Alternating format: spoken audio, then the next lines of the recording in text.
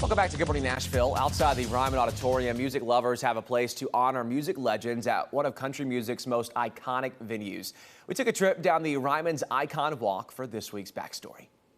Music legends who've passed on will always have a home on the Ryman Auditorium's Icon Walk. I hope it's not all filled with people that have passed away.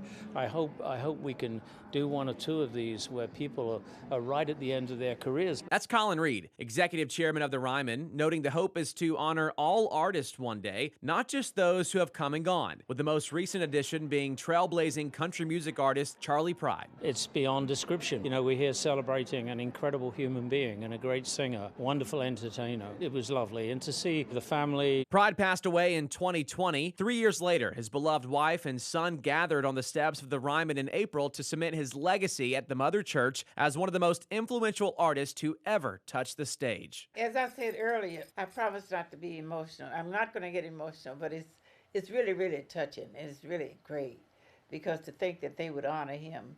And he would be so proud. But where did this idea come from? What's the backstory of the Icon Walk? From Loretta Lynn, Bill Monroe, and Little Jimmy Dickens, Reed says it's a respectful way to honor those who've paved the way for so many. After we did Little Jimmy, it was amazing. We couldn't move people off the plaza. Everyone wanted to get their photograph with Little Jimmy, and it just, so that's how it all happened. The next step was to find the icon sculptor. After being introduced to Reed via friends, Ben Watts says he's now living the dream, despite the attention to detail each piece takes. Was that worth it? Oh yeah, I complained all year, except for that moment right there that I'm supposed to remember. Watts was on site for the Pride icon unveiling. He said each piece takes about a year to complete, but seeing the family's reaction, I'm extremely happy, thank you, makes it worth it every single time. Sounded very surprised.